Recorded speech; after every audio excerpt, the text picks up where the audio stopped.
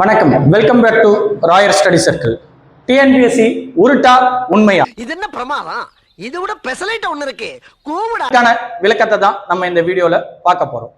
நம்ம போட்டித் தேர்வாளர்களுக்கு ஏற்படக்கூடிய மிக பெரும் சந்தேகம், டிஎன்பிஎஸ்சி மாறிட்டாங்களா, டிஎன்பிஎஸ்சி வாழ்க்கையில மண்ணெளி போட்டாங்களா, நடந்து முடிந்த குரூப் 4 தேர்வுல நம்ம என்னென்ன தவறுகள் செஞ்சோம், என்னென்ன அந்த தேர்வுல இருந்து நம்ம கத்துக்கிட்டோம், அதை பத்தின டிஸ்கஷன்ஸ் தான் நம்ம இந்த வீடியோஸ்ல பார்க்க போறோம். வாங்க வீடியோக்குள்ள போலாம். We have to handle the failures with stout heart. Do something, come up to the level and kick that. You can be very ambitious in what you tackle. நடந்து முடிந்த குரூப் 4 தேர்வினுடைய விவாதத்தை தான் நம்ம இப்போ பண்ண போறோம்.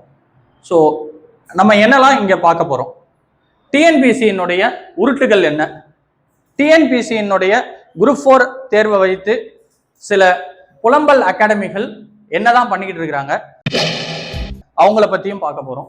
அடுத்தது இந்த குரூப் 4 டிஎன்பிஎஸ்சியினுடைய தேர்வு கேள்வித்தாள்கள் எப்படிதான் உருவாக்கப்படுது, குரூப் 4 கேள்வித்தாளில் இருந்து நம்ம என்னத்தெல்லாம் கத்துக்க போறோம், வாங்க பார்க்கலாம். எல்லாவும் பார்த்துப்பா. ரொம்ப நன்றி. சரி, இந்த நடந்து முடிந்த குரூப் 4 தேர்வுல தடிமாடு கேள்விகள்னு சொல்றோம் சார், டைமே பத்தலன்னு சொல்றோம் சார், டிஎன்பிஎஸ்சிக்கு மனசாட்சியே இல்லையா, எங்க வாழ்க்கையில விளையாடுறதே வேலையா போச்சான்னு சொல்றோம். சரி, இதெல்லாம் பேசுறதுக்கு முன்னாடி நம்ம டிஎன்பிஎஸ்சிக்கு தயாராகி இருக்கிறோமா, இந்த கேள்வியை ஒவ்வொருத்தரும் தன்னுடைய கண்ணாடியை பார்த்து கேட்டுக்கோங்க. உங்க வீட்டுல இருக்கிற கண்ணாடியை பார்த்து டிஎன்பிஎஸ்சிக்கு நம்ம தயாராகி இருக்கிறோமா, டிஎன்பிஎஸ்சி அவங்க சொன்ன சொல்லுல இருந்து தவறாம இருக்கிறாங்க. சொன்ன சொல் தவற மாட்டான் கோட்டைச்சாமி அப்படின்ற மாதிரி, சொன்ன சொல் தவற மாட்டான் இந்த கோட்டைசாமி, தலைகீழாத்தான் குதிக்க போகிறேன். அவங்க அவங்களுடைய எல்லைக்குள்ள அவங்க சரியா இருக்கிறாங்க. பட் நம்ம தயாரிக்க கூடிய அனைத்து கேள்வித்தாள்களும் அங்க போய் பல்ப் வாங்கிட்டு நிக்கிறோம். ஸோ என்ன ஆயிடுச்சு, எந்த அகாடமியில இருந்தும் கொஸ்டின் பேப்பர் வரல, இந்த அகாடமியில இருந்து எடுத்த கொஸ்டின் பேப்பர்ல ஒரு கேள்வி கூட இடம் பெறல அப்படின்ற ஒரு ஏமாற்றத்தோட வெளியில வந்து நிக்கிறோம். நம்ம தான் தப்பு பண்ணோம். என்ன தப்பு பண்ணோம், டிஎன்பிஎஸ்சிய குறைவாக எடை போட்டு விட்டோம். டிஎன்பிஎஸ்சி அவங்க ஆல்ரெடி சொல்லிட்டாங்க, நாங்க அப்கிரேட் ஆக போறோம். 10th லெவல் எக்ஸாமுக்கு பிஹெச்டில குவாலிஃபிகேஷன்ல இருக்கிறவங்க டெஸ்ட் எழுதுறாங்க. ஸோ நாங்க அதை குறைக்கணும். அடுத்தது இந்த டிஎன்பிஎஸ்சி குரூப் 4க்கு தகுதிக்கு மீறி நிறைய பேர் ஆசைப்படுறாங்க. எனக்கா ஒரு பிஇ படிச்சவங்க குரூப் 4 எக்ஸாம் எழுதுறாங்க.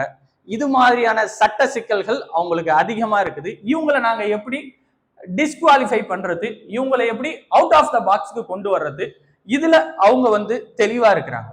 ஸோ இந்த தெளிவா இருக்கிறத அவங்க எப்படி பயன்படுத்திக்கிட்டாங்க அப்படின்னு பாத்தீங்கன்னா, ஒரு 15 இருந்து 20 கேள்விகளை அவங்களுடைய ஸ்டாண்டர்டுக்கு இறங்கி, நம்ம குரூப் 4ன்னு சொன்ன ஸ்டாண்டர்டை தாண்டி போய் கேட்க ஆரம்பிச்சிட்டாங்க. அந்த 20 கேள்விகளை வச்சுக்கிட்டு நம்ம என்ன பண்றோம்னா, டிஎன்பிஎஸ்சிக்கு மனசாட்சியே இல்லையா, டிஎன்பிஎஸ்சிக்கு எங்களுடைய வாழ்க்கையில விளையாடுறதே வேலையா போச்சா, அடுத்ததா பாத்தீங்கன்னாக்கா question paper out of the box, இதுல வேற ஓலைச்சுவடியில இருந்து கேள்விகள் எடுத்திருக்கிறோம்லாம் நம்ம கமெண்ட் அடிக்கிறோம். சோ ஆக்சுவலா அவங்க ஓலைச்சுவடிகள்லாம் எங்கேயுமே போகல, அவங்க சொன்ன சிலபஸ்ல இருந்து எங்கேயுமே மாறல. அவங்க சொல்லியிருந்தாங்க அகர முதலில் இருந்து தான் கேள்வி கேட்க போறோம்னு சொல்லியிருக்காங்க. அப்ப நம்மளுடைய வேலை என்ன, அந்த அகர முதலி புத்தை எடுத்து படிச்சிருக்கணும். ஆனா நம்ம என்ன பண்ணிட்டோம், இங்க சொல்லியிருக்காங்க, நம்மளுக்கு அகாடமியில சொல்லியிருக்கிறாங்க என்னன்னு, 6th to 12th புக்கை தவிர வேற எதையுமே படிக்க வேணாம் அப்படின்ற ஒரு கண்ணோட்டத்துல நின்னுட்டோம். ஆனா நம்மளுக்கு கொடுக்கப்பட்ட தலைப்புகள் எங்க இருக்குது, 3ஆம் வகுப்பு புத்தகத்துல இருக்கு, 4ஆம் வகுப்பு புத்தகத்துல இருக்கு, 5ஆம் வகுப்பு புத்தகத்துல இருக்குது. சோ நம்ம என்ன பண்ணிருக்கணும், நம்ம சிலபஸ்க்கு தேவையானது எங்க இருக்குதோ அங்க பார்த்திருக்கணும், அங்க படிச்சிருக்கணும். அதாவது 1, 2, 3 கூட்டல் கழித்தல் வாய்ப்பாடு எந்த ஸ்டாண்டர்டுக்கு போனாலும் மாற போறது இல்லை. 2, 2, 4ன்னு படிக்கிறத 5ஆம் வகுப்புல படிச்சீங்கன்னா, அதே 7ஆம் வகுப்புல என்னன்னு படிக்க போறீங்க, 3 கூட்டல் 1 எத்தனைன்னு கேட்டா 4 தான். அந்த அதையே 12th எக்ஸாம்ல போனீங்கன்னா 1 + 1 + 1 எவ்வளவு ஆச்சு, 4. அதையே தான் படிக்கணும். சோ ஆனா 4ன்றது சேம் தான், மாற போறதுல இந்த இடத்துல. ஆனா அதனுடைய வேல்யூஸ் மட்டும்தான் மாற போகுது. அப்ப அந்த இப்ப நான் சொன்ன கான்செப்டை டிஎன்பிசி கொஷினுக்குள்ள எடுத்துட்டு வந்து பொறுத்துங்க பார்க்கலாம். உங்களுக்கு எல்லாத்துக்குமே விடை சரியா அமைந்திருக்கும். டிஎன்பிஎஸ்சி தன்னுடைய ஸ்டாண்ட்ல கரெக்டா நிக்கிறாங்க. எப்படி சொல்றோம் அப்படின்னு கேட்டீங்கன்னா, அவங்க இன எழுத்துக்கள் அப்படின்ட்டு ஒரு டாபிக் கொடுத்துருக்காங்க.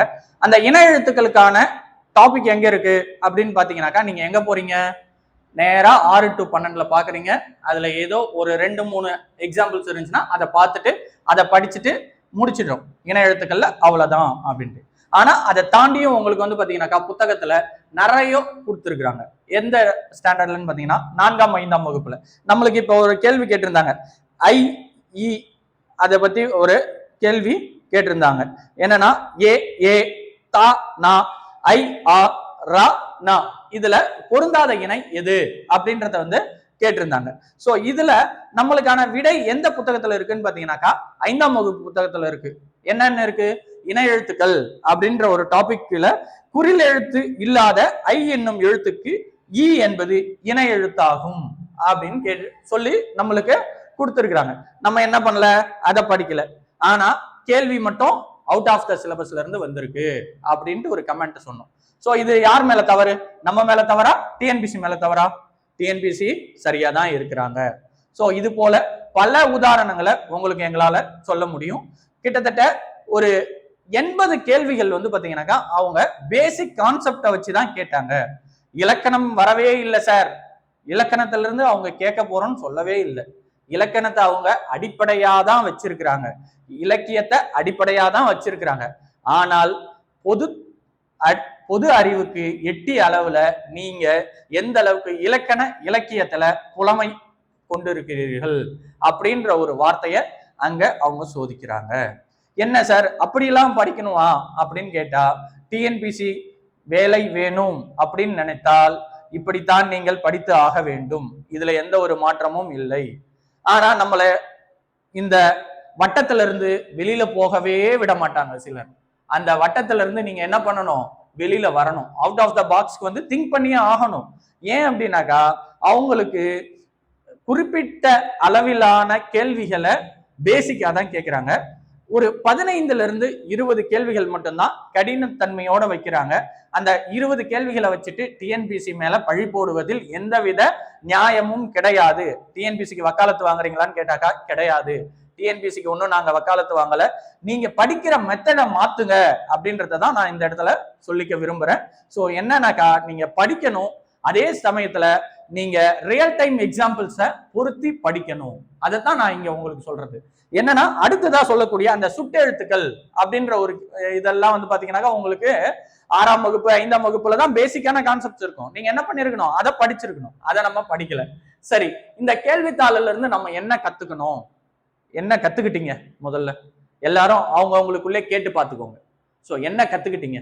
முதல் தகவல் என்ன கத்துக்கிட்டோம் அப்படின்னா, டிஎன்பிசி அவங்களோட ஸ்டாண்டர்ட்லே தான் இருக்கிறாங்க. நம்ம தான் தேவையில்லாத மெட்டீரியல்ஸையும் தேவையில்லாத அனாலிசிஸையும் பண்ணி தேவையில்லாத கொஷின்ஸ் எல்லாத்தையுமே படிச்சு டைம் வேஸ்ட் பண்ணிக்கிறோம்.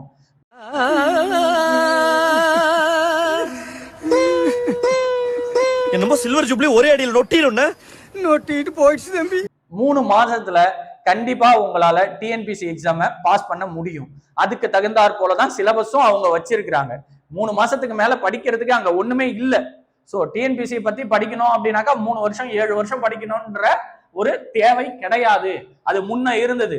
முன்ன வந்து பாத்தீங்கன்னா சிலபஸும் சரி, அவங்களோட நேச்சர் ஆஃப் கொஷினும் வந்து பாத்தீங்கன்னாக்கா நிறைய படிக்கிற மாதிரி இருந்தது. ஆனா இன்றைக்கு இருக்கக்கூடிய சூழல்ல நீங்க அதிகபட்சமா படிக்க தேவையில்லை, புரிந்து படித்தால் போதுமானது. உங்களுக்கு வந்து பாத்தீங்கன்னாக்கா கொடுக்கிற புத்தகத்தை கொடுக்கிற அனலைசேஷனோட படிக்கணும். அந்த கான்செப்ட் என்ன அப்படின்றத நீங்க ரியல் டைம்ல எக்ஸாம்பிளா வச்சுக்கணும். பாடம் கற்றானா, பாடம் கற்றல்னா என்னன்னு தெரியணும். முதல்ல கற்றலின் நோக்கங்கள் அப்படின்றதே அதுக்குதான் புத்தகத்துல பின்பக்கத்துல கொடுத்துருக்காங்க. கற்றலின் நோக்கங்கள், அந்த கற்றலின் நோக்கங்கள் என்னவோ அந்த நோக்கத்தை நீங்க சரியா படிங்க. அதைத்தான் நாங்க சொல்ல வரோம். அடுத்துதான் வந்து பாத்தீங்கன்னாக்கா கேள்வித்தாள் அமைக்கும் உக்தி என்ன. இந்த டிஎன்பிசி வந்து பாத்தீங்கன்னா எந்த மெத்தடாலஜியை ஃபாலோ பண்ணி கேள்வித்தாளை அமைக்கிறாங்க? அவங்க ஒண்ணுமே இல்லைங்க. ஒரு 30 கேள்விகள் வந்து பாத்தீங்கன்னாக்கா பேசிக்கான புக்ஸ் 6th to 12th அந்த புக்ஸ்ல இருந்து எடுக்கிறாங்க. அடுத்ததா ஒரு 40 கேள்விகளை வந்து பாத்தீங்கன்னாக்கா கரண்ட் அஃபேர்ஸை பேஸ் பண்ணி தான் எடுக்கிறாங்க. சார் தமிழுக்கு கரண்ட் அஃபேர்ஸ் முக்கியமா? ஆம், கண்டிப்பாக தேவை. தமிழுக்கு கரண்ட் அஃபேர்ஸ் கண்டிப்பா தேவை. ஒவ்வொரு நாளும் செய்தித்தாள்களில் வரக்கூடிய தலைவர்களினுடைய தகவல்களை அறிந்து வைத்திருப்பது நிச்சயமா தேவை. எக்ஸாம்பிளா சொல்லணும்னா நம்ம ஊவேசா அவர்களினுடைய கேள்வியை வந்து சொல்லலாம். என்ன சார் சொல்லலாம்? ஊவேசாவினுடைய பிறந்த நாளை தான் தமிழ் இலக்கிய மறுமலர்ச்சி நாளாக கொண்டாடப்பட்டது. அப்ப நம்ம என்ன பண்ணணும்? ஊவேசா இலக்கிய மறுமலர்ச்சி தினத்தை மட்டும் நம்ம பார்க்க கூடாது, ஊவேசா பற்றிய அடிப்படை தகவல்களையும் நாம் தெரிந்திருக்க வேண்டும். அவங்களுக்கு வந்து பாத்தீங்கன்னாக்கா ஒண்ணுமே அவங்க வந்து எதிர்பார்க்கல. டிஎன்பிசி என்ன எதிர்பார்க்கறாங்க? உங்ககிட்ட இருந்து அடிப்படை புரிதல் இருக்குதா? ஒரு தகவல் சொல்றோம் அப்படின்னா அந்த தகவலை சரியா புரிஞ்சுக்கிறீங்களா? அதுதான் அவங்க எதிர்பார்க்கறாங்க. ஆனா நம்ம என்ன பண்றோம்? அதை விட்டுட்டு ஊவேசாவினுடைய புத்தகங்கள் அனைத்தையும் படிச்சிடறோம். ஆனா ஊவேசா யாருன்றதையும் மறந்துடுறோம். சோ இதை வந்து நம்ம என்ன பண்ணணும்? படிக்கணும். அடுத்ததா வந்து பாத்தீங்கன்னாக்கா இந்த இலக்கண பகுதிகளுக்கு ரொம்ப முக்கியத்துவம், அதிகமான முக்கியத்துவம். என்கிட்ட நிறைய பேர் கேட்டுறாங்க, சார் இலக்கணம் எப்படி படிக்கிறது, இலக்கணம் எப்படி படிக்கிறது, இலக்கணம் எப்படி படிக்கிறது? இலக்கணம் நீ படிக்கவே தேவையில்லைம்மா. இலக்கணம் வந்து பாத்தீங்கன்னாக்கா ஜஸ்ட் உனக்கு தேவையான புரிதல், எளிமையா பேசுவதற்கு எழுதுவதற்கும் உனக்கு அடிப்படை தெரிந்திருந்தால் போதுமானது. பொது தமிழ்ல அடிப்படை தமிழ் தெரிந்திருந்தால் போதுமானது. அடுத்து வரக்கூடிய தேர்வினுடைய வினாத்தாலும் இப்படித்தான் இருக்கும். டிஎன்பிசி மாற போறது இல்ல, அவங்க உங்களை தான் மாத்துவாங்க. நீங்க என்ன பண்ணணும்? அதுக்கு தகுந்தாற் போல உங்களுடைய வினாத்தாள் அணுகுமுறையை மாற்றிக்கொள்ள வேண்டும். அடுத்தது, சார் ஒரு டைமே பத்த மாட்டேங்குது சார். குரூப் 4 எக்ஸாம் ஆகட்டும், குரூப் 2 ஆகட்டும், குரூப் 1 ஆகட்டும், எனக்கு டைமே பத்தல. ஏன் டைம் பத்தல? நீங்க ஒரு நாளைக்கு 20 பக்கம் 30 பக்கம் படிச்சீங்கன்னா எப்படி டைம் பத்தும்? உங்களுக்கு வந்து பாத்தீங்கன்னா ஒரு வாசிப்பு அப்படின்றதுடைய அடிப்படையே தெரியாம இருக்குது. அப்புறம் நீங்க எப்படி நீங்க வந்து 150 பக்கத்தை 3 மணி நேரத்துல படிக்க போறீங்க? சொல்லுங்க பார்க்கலாம். நீங்க வந்து பாத்தீங்கன்னா அடிப்படையிலே நாங்க 20 பக்கம் 30 பக்கம் ஒரு நாளைக்கு படிக்கிறேன் சார், எங்க இதுல படிக்க வச்சிடறாங்க, 30 பக்கம் 40 பக்கம் போதுமான்னு கேட்டா, இன்னைக்கு இருக்கிற ஏஐ உலகத்துல வந்து பாத்தீங்கன்னாக்கா நீங்க 30 பக்கம் 40 பக்கத்தை வச்சுக்கிட்டு நீங்க என்னத்தை படிக்க போறீங்க? ஒரு 2 நிமிஷத்துல போட்டீங்கன்னாக்கா ஆடியோவா வந்துட போகுது. சோ இதுக்கு எதுக்கு நீங்க? புரியுதுங்களா? சோ அப்ப அவங்களுக்கு தேவை என்ன? நீங்க எளிமையா வாசிக்கணும். அடிப்படை வாசிப்பு என்பது உங்களுக்கு தெரிந்திருக்க வேண்டும். அந்த அடிப்படை வாசிப்பை உங்களை டெஸ்ட் பண்றதுக்கு தான் 150 பக்கம் 130 பக்கம் கொஸ்டின் பேப்பரை கொடுக்கறதுக்கான ரீசன். புரியுதுங்களா? நீங்க அடிப்படையா படிக்க தெரியுதா உங்களுக்கு? அதைத்தான் டிஎன்பிசி எதிர்பார்க்கறாங்க. உங்களுக்கு ஈஸியா எளிமையா புரிஞ்சுக்க தெரியுதா? அதைத்தான் டிஎன்பிசி எதிர்பார்க்கறாங்க. எழுத தெரியுதா? அதைத்தான் எதிர்பார்க்கறாங்க. நீங்க தேவையில்லாததெல்லாம் போட்டு மனசுல போட்டு குழப்பிக்கிட்டு இதுல இருந்து கொஸ்டின் வரும், 6th 12th book, ethics book, அந்த புக் இந்த புக் எதுக்கு படிக்கிறீங்க? படிக்கவே படிக்காத. எத்திக்ஸ் புக்ல இருந்து தான் கேட்க போறாங்களா? 300 பக்கம் படிச்சு 2 கேள்வி அட்டென்ட் பண்றதுக்கும் 20 பக்கம் படிச்சு 4 கேள்வி அட்டென்ட் பண்றதுக்கும் வித்தியாசங்கள் உண்டு. அதை நீங்க எளிமையா புரிஞ்சுக்கணும். அடுத்ததா வந்து பாத்தீங்கன்னாக்கா நம்ம உருட்டுகள் எப்படியெல்லாம் நம்மளை டைவர்ட் பண்ண முடியுமோ அப்படியெல்லாம் டைவர்ட் பண்ண வேண்டியது. எந்த சாப்டர் பக்கம்லாம் கான்சென்ட்ரேஷன் இல்லையோ அந்த பக்கத்துல எல்லாத்துலயும் நம்மளை வந்து வீடியோஸ் போட்டு நம்மளை வந்து என்ன பண்ண வேண்டியது? கான்சென்ட்ரேஷனை டைவர்ட் பண்ண வேண்டியது. போயிட்டீங்க அப்படின்னாலே உங்களுக்கு நீங்க வீடியோஸ் நோட்ஸ் தேடி தேடி படிச்சு உங்களுடைய நேர விரயம் தான் அதிகமாகும். நேரம் மேலாண்மை அப்படின்றது இந்த இடத்துல மிக முக்கியமான ஒன்று. நேர மேலாண்மை தெரிஞ்சா மட்டும்தான் டிஎன்பிசியை கிளியர் பண்ண முடியுமான்னு கேட்டா ஆமாம். கிளியர் பண்ணணும்னாக்கா டைம் மேனேஜ்மெண்ட் உனக்கு தேவை. அந்த டைம் மேனேஜ்மெண்ட் எப்ப வரும்? உங்களுக்கு வந்து பாத்தீங்கன்னா நீங்க அதிகமா வாசிக்கும் போது வரும், அடிப்படை புரிதலோடு வாசிக்கும் போது வரும். அடுத்தது, போட்டித் தேர்வுகள் செய்யக்கூடிய பொதுவான தவறுகள் என்ன? நம்ம போட்டித் தேர்வு டிஎன்பிசி தேர்வுக்கு தயாராகிறோம் அப்படின்ற ஒரு போர்வையில நம்ம செய்யக்கூடிய சிறு சிறு தவறுகள் எப்படி நம்மளுடைய வெற்றியை பாதிக்குது அப்படின்னு பாத்தீங்கன்னாக்கா, நம்ம செய்யக்கூடிய தவறுல பெரிய தவறு எது அப்படின்னு பாத்தீங்கன்னா நம்ம கிலோ கணக்குல ஜெராக்ஸ் போடுறதுதாங்க. டேய் சும்மாறா, நானே நொந்து போயிருக்கேன்.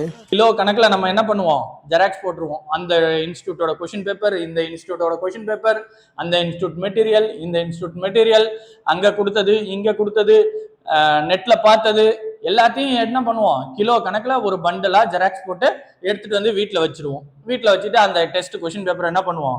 பிராக்டிஸ் பண்ணிட்டே இருப்போம். ஆனா நம்மளுக்கு ஒரு மனசே வரவே வராது. என்ன மனசு?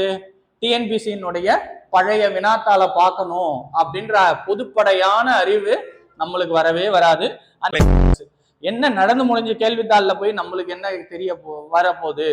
நம்மளுடைய கேள்விகள் அங்கிருந்து தான் இருக்குது. நம்ம வந்து என்ன பண்றோம், அந்த தவறுகளே தான் திரும்பி திரும்பி செய்யறோம்.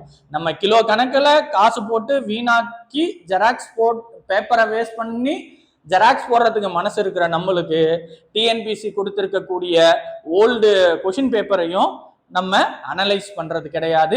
அந்த வினாத்தாள்களை எடுத்து என்னன்னு கூட தூசி தட்டி பார்க்கறதே கிடையாது. அதெல்லாம் பரன் மேல பத்திரமா இருக்கும். நம்மளோட வெற்றியும் பரன் மேல பத்திரமா இருக்கும். வெற்றியும் என்ன பண்ணும், பரன் மேலேயே பத்திரமா இருக்கும். நம்ம என்னைக்கு அந்த ஓல்டு கொஸ்டின் பேப்பரை தூசி தட்டி எடுக்கிறீங்களோ அன்னைக்குதான் உங்களுடைய வெற்றி வாய்ப்பானது நிர்ணயிக்கப்படுகிறது அப்படின்னு தான் சொல்லணும். எப்படி சொல்றீங்க நீங்க நல்லா பேசுறீங்களா தம்பி, கை கொடுங்க சார் அப்படின்னு கேட்டீங்கன்னா, இந்த நடந்து முடிந்த குரூப் 4 தேர்வை வச்சே சொல்றோம். தேவதாசி ஒழிப்பு முறை, முத்துலட்சுமி ரெட்டி அம்மையார், அடுத்தது ரவீந்திரநாத் தாகூர், இது போன்ற ஜெனரல் ஸ்டடிஸ் பொது அறிவு கேள்விகள் அனைத்துமே வந்து பாத்தீங்கன்னா இன்னைக்கு நேற்று கேட்கப்பட்டதில்ல, கடந்த 25 ஆண்டுகளாக கேட்கப்பட்டிருக்கக்கூடிய கேள்விகள் தான். ரிப்பீட்டடா ஃபார்மேஷனை மாத்தி மாத்தி மாத்தி மாத்தி நம்ம டிஎன்பிசி என்ன பண்றோம், கேட்டுக்கிட்டே வராங்க. ஆனா நம்ம என்ன பண்றது இல்ல, ரவீந்திரநாத் தாகூரையும் படிக்கிறது இல்ல, தேவதாசி ஒழிப்பு முறையும் படிக்கிறது இல்ல, முத்துலட்சுமி ரெட்டி அம்மையார் யாருன்னு கேட்போம். எங்க கேள்வி தாளை பார்க்கும்போது தேர்வு அறையில போய், ஓ முத்துலட்சுமி அம்மையார் நம்ம சிலபஸ்க்குள்ள இருக்கிறாங்களா அப்படின்ற ஒரு கேள்விய வச்சிட்டு இருக்கிறோம். சோ இது இந்த குரூப் 4 தேர்வுக்கு மட்டும் இல்லைங்க, டிஎன்பிசியால நடத்தக்கூடிய தேர்வா இருக்கட்டும், யூபிஎஸ்சி நடத்தக்கூடிய தேர்வா இருக்கட்டும், அதிகபட்சமா பாத்தீங்கன்னா 30 கேள்விகள் மட்டும்தான் அவங்க புது கேள்விகளா இருக்கும். மீதி இருக்கக்கூடிய 70% கேள்விகள் 70 கேள்விகள் 100க்கு 70 கேள்விகள் எப்படி இருக்கும்னு பாத்தீங்கன்னா உங்க ஓல்டு கொஷின் பேப்பரை பேஸ் பண்ணியே தான் இருக்கும். ஸோ அதுல எந்த ஒரு மாற்று கருத்துமே இல்லை. நீங்க முதல்ல என்ன பண்ணணும்னாக்கா, பழைய வினாத்தாள்கள் ஒரு 10 to 15 ஆண்டு வினாத்தாள்களை எடுத்து அனலைஸ் பண்ணி அதை படிக்கணும். அதுதான் நம்மளுடைய மிகப்பெரிய தவறு அப்படின்ட்டு. அடுத்தது, அந்த ஓல்டு கொஷின் பேப்பரை வச்சுக்கிட்டு நம்ம என்ன பண்ணணும், ரிவிஷன் கிளாஸஸையும் பண்ணணும். சரிங்களா? ஸோ அது வந்து நம்மளுடைய மிக முக்கியமான தகவல். அடுத்தது, இவங்க எத்தனை வாட்டி சிலபஸ் மாத்தினாலும் சரி, எத்தனை எக்ஸாம்ஸ் வச்சாலும் சரி, எத்தனை கொஷின் பேட்டர்னை இவங்க செட் பண்ணாலும் சரி, ஆனா இந்த ரவீந்திரநாத் தாகூரும் தேவதாசி ஒழிப்பு முறையும் பாலகங்காதர திலகரும் இந்திய தேசிய இயக்கமும் காங்கிரஸ் ஆட்சி காலமும் அப்படின்ற டாபிக்ல இருந்து தான் நம்மளுக்கு கேள்விகள் இடம்பெற போகிறது. அரசியலமைப்பினுடைய ஷரத்துகள் இல்லாமலேயும் கேள்விகள் இடம்பெற்று இருக்குது. ஓல்டு ஒரு 10 வருஷத்துக்கு முன்னாடி கொஸ்டின் பேப்பர்ல போய் பாத்தீங்கன்னாக்கா உங்களுக்கு ஆர்டிகல்ஸ் அந்த அளவுக்கு இருக்கவே இருக்காது. ஆனா பாலிட்டில இருந்து கொஸ்டின்ஸ் இருக்கும். எக்ஸாம்பிளா சொல்லணும்னா, நம்ம என்ன எக்ஸாமுக்கு ப்ரிப்பேர் பண்றோம், தமிழ்நாடு அட்மினிஸ்ட்ரேஷன் சார்ந்த பதவிகளுக்கு தான் இங்க போட்டித் தேர்வு நடத்துது. அப்ப தமிழ்நாட்டினுடைய அட்மினிஸ்ட்ரேஷன் நிர்வாக முறை என்ன, அந்த நிர்வாகத்தை நம்ம எந்த அளவுக்கு புரிஞ்சிருக்கிறோம் அப்படின்றதான் நம்ம என்ன பண்ணணும், அதிக கான்சென்ட்ரேஷன் கொடுத்து படிக்கணும். ஆனா நம்ம அதை கான்சென்ட்ரேஷன் கொடுத்து படிக்கிறது இல்ல. அதற்கு மாறாக ஜியாகிரபிலையும் சயின்ஸ்லயும், அடுத்தது வந்து பாத்தீங்கன்னாக்கா நம்மளுக்கு இருக்கக்கூடிய ஹிஸ்டரிலையோ இலக்கணத்திலேயோ நம்ம அதிக கான்சென்ட்ரேஷனை படிச்சுட்டு நம்ம போயிடுறோம். அங்க பாத்தீங்கன்னாக்கா அவங்க கேட்கறது எல்லாமே நிர்வாகம் சார்ந்தும் அவர்களினுடைய நமது அடிப்படை புரிதல்களை சார்ந்தே கேள்விகள் கேட்கப்படுகிறது. அந்த இடத்துல நம்ம எல்லாரும் மாட்டிக்கிறோம். இப்ப தெரியுதுங்களா, டிஎன்பிசி உருட்டா உண்மையா அப்படின்னு பாத்தீங்கன்னாக்கா, டிஎன்பிசி அப்படின்றது வந்து ஒரு உண்மையான வினாத்தாளை அடிப்படையாக கொண்டது. அவங்க உருட்டிக்கிட்டு எல்லாம் இல்ல சிலபஸை வச்சுக்கிட்டு, அவங்க உண்மையா சிலபஸ் என்ன கொடுத்துருக்காங்களோ அதைத்தான் கேட்டுக்கிட்டு இருக்கிறாங்க. நம்ம என்ன பண்ணணும், அந்த கொஷின் பேப்பர் பேட்டர்னுக்கு தகுந்த மாதிரியும் சிலபஸ் பேட்டர்னுக்கு தகுந்த மாதிரியும் தேர்வு எழுதுவதற்கு தயாராக வேண்டும். அடுத்தது, நம்மளுடைய டிஎன்பிசியில இருக்கக்கூடிய 280 தலைப்புகள் இருக்கு. மொத்தம் வந்து பாத்தீங்கன்னா ஜிஎஸ் பிளஸ் தமிழ் ரெண்டையுமே சேர்த்து ஒரு 280 இருந்து ஒரு 300க்குள்ளதான் வந்து பாத்தீங்கன்னா தலைப்புகளே இருக்குது. அந்த தலைப்புகள் எல்லாத்தையுமே நம்ம என்ன பண்ணணும், படிக்கணும். அந்த தலைப்புகளுக்கு கீழே கொண்டு வந்து நம்ம என்ன பண்ணணும், படிக்கணும்.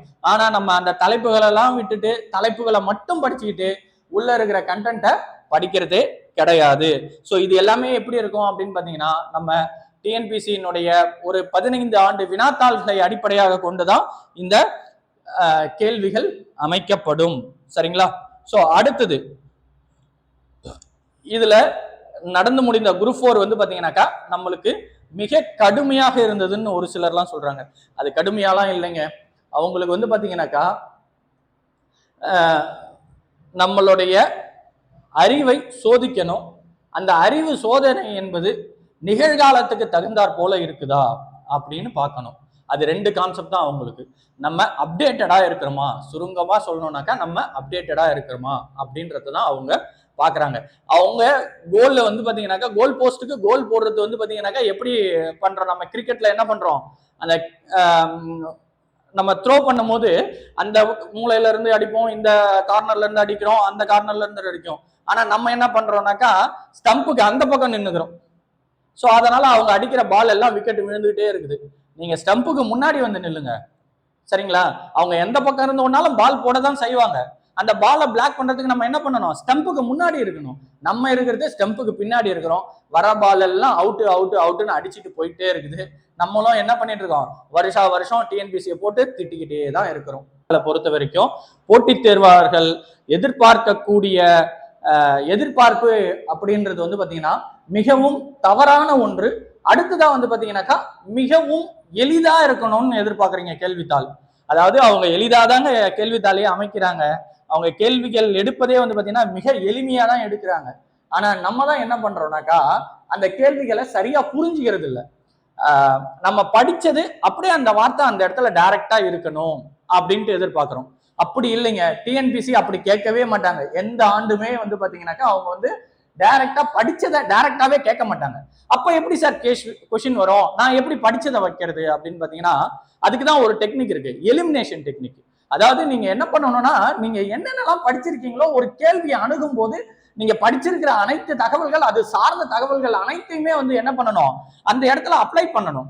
இப்ப ஜாலியன் வாலாபாக் கேட்கிறாங்க அப்படின்னா ஜாலியன் வாலாபாக் பத்தின தகவல்கள் அனைத்தையும் நீங்க என்னென்னலாம் படிச்சிருக்கிறீங்க, ரவீந்திரநாத் தாகூர் பத்தி படிச்சிருக்கீங்களா, அடுத்தது வந்து பாத்தீங்கன்னாக்கா ஜாலியன் வாலாபாக்ல வந்து பாத்தீங்கன்னாக்கா எந்த தலைவர்கள் உள்ள வராங்க, அந்த தலைவர்களை பத்தி படிச்சிருக்குமா, ஜெனரல் டயர் வராரா, அவரை என்ன பண்ணணும், அந்த இடத்துல நம்ம அந்த கொஸ்டின் பார்க்கும்போது அது எல்லாத்தையும் அப்ளை பண்ணணும். அந்த அப்ளை பண்ணிட்டு அதுக்கப்புறமேட்டு நீங்க என்ன பண்ணணும், ஆன்சருக்கு போகணும். ஆனா நம்ம அப்படி பண்றது இல்லைங்க. எடுத்த உடனே நாம் பார்த்தது இது, அந்த வார்த்தை இந்த இடத்துல இருக்குதா இல்ல அப்படின்ன உடனே என்ன ஆயிடுதுன்னா நம்ம மைண்ட் வந்து அப்படியே நம்மளை வந்து டவுன் பண்ணி விட்டுருது. அந்த சுச்சுவேஷனை எப்படி ஹேண்டில் பண்றீங்க, அது ஒரு வெற்றிக்கான மிகச்சிறந்த வாய்ப்பாக அமையும்.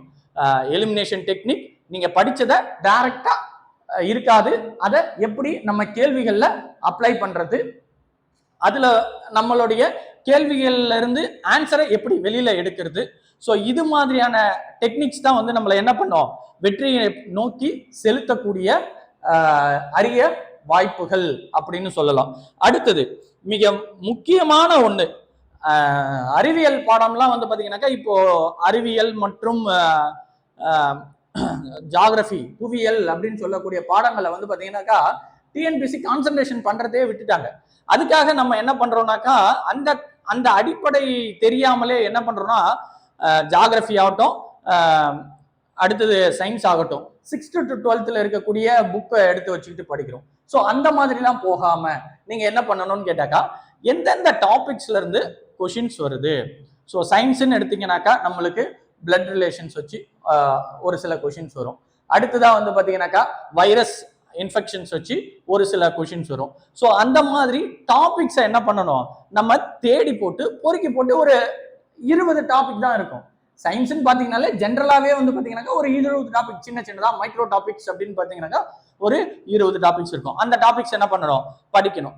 ஜியாகிரபி அப்படின்னு எடுத்தோம்னாக்கா ஜியாகிரபில பேசிக்கான கான்செப்ட், இது அயன் அண்ட் ஓரா இருக்கலாம், மண், அடுத்தது வந்து பாத்தீங்கன்னாக்கா காலநிலை மாற்றங்கள், அடுத்ததா வந்து பாத்தீங்கன்னாக்கா பருவநிலை மாற்றங்கள், அடுத்தது வந்து பாத்தீங்கன்னாக்கா நம்மளுடைய பருவகால மழை பொழிவு, இது போன்ற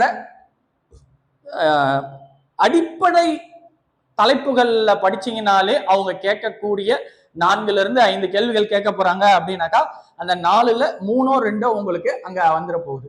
அதுக்கு உட்காந்துக்கிட்டு நம்ம 2 மாசத்துல அதுக்கு ஒரு 15 நாள் 20 நாள்னு செலவு பண்றோம். ஸோ அது வந்து மிக தவறான ஒரு பதிவு. அது வந்து ஒரு தவறான அணுகுமுறை. நீங்க என்ன பண்ணணும், சயின்ஸ் அண்ட் ஜியாகிரபி எல்லாத்தையும் டாபிக்ஸ் தான் நீங்க படிக்கணும். ஸோ அதுக்கும் 6th to 12th புக் எடுத்து வச்சு நீங்க படிக்க கூடாது.